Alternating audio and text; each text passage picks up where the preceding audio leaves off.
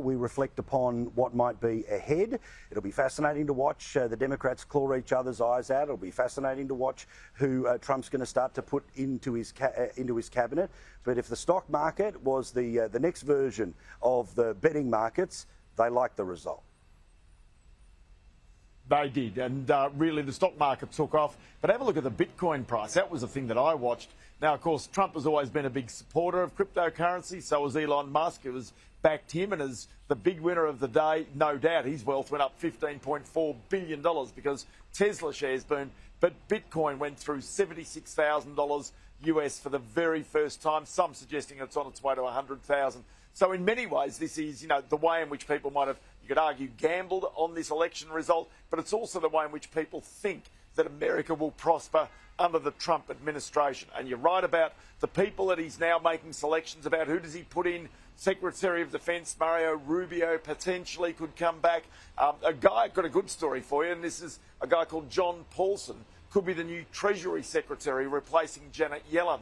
Now, his background's kind of interesting. If you've ever seen that amazing film about the collapse of Wall Street, the global financial crisis, The Big Short, well, he was one of those guys who was a part of The Big Short and made $3 billion in his hedge fund as a result of it.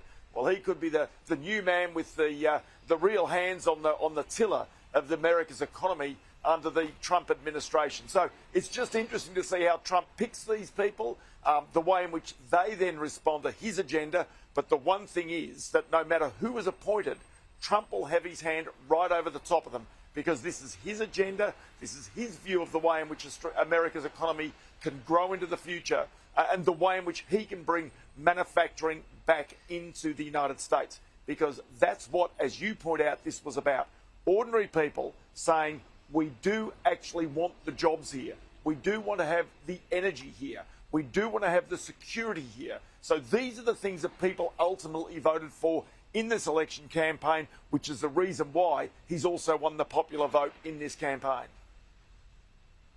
Well, and also, don't forget, and by that I'm saying to people paying attention, because obviously Ross knows this stuff sort of inside and out, and it's why we love him, why you got to watch his show each and every day, which is Trump made a promise during the campaign that if you're a company who's currently making something overseas and you brought your business back to America, you would pay a 12% company tax. Like this is dramatically lower than even the lower company taxes that he had promised. But can we get back to Bitcoin for a second? Because for people that are watching who have heard of Bitcoin, it's obviously this alternative currency in the same way that we decided paper had value or gold had value. So what role would Bitcoin, if in the best case scenario for those that want to back it in, what role would it play in an economy?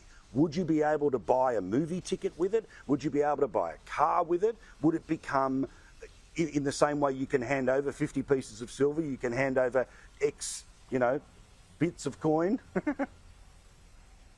Look, I've got a sense it doesn't even do that in the future. I've got a sense that, look, we know the cash is disappearing anyway. It's all about your card and your phone. That's the way people pay. And that's a form of cryptocurrency, if you like, the way in which it's used today. But the reality is it's a store of value, just like gold is a store of value. But he's a backer of Bitcoin, so the reality is that it's going to grow. But there's one other little part about this, is to be able to create new Bitcoins, new cryptocurrencies. Guess what you need? You need big data banks. You need these giant data centers to be able to create that. So you need energy. Guess what sort of energy you need in the United States and around the world? You need nuclear energy. Donald Trump will bring plenty of that back in, because this is about making America not just great, but competitive. Now, you talked about that 13% tax rate for companies bringing businesses back onshore. Well, guess what? That is much cheaper than the 30% tax that Australian companies pay. So what's the answer to that? A whole bunch of companies that are multinationals will go, where are we going to make more money? In Australia, where the labour laws are so much tougher? In Australia, where the actual laws on the environment are much tougher? Or are we going to make that money in America? Doesn't matter whether they're making bricks or whether they're making steel or whether they're trying to explore for gas. I mean, really, the gas explorers in Australia, the giant gas companies, don't get a look in Canberra right now. So guess what? When they turn up in Mexico or in the United States, they get treated, they get feted, and they get welcomed for their investment. And that perhaps is a lesson for Australia and its politics into the future. 100%. The logic about a company paying less tax is not about tax avoidance. It's about, as you say, the money that they end up making is that they end up making it via the employment that is created. Thank you, Ross. I really do appreciate it.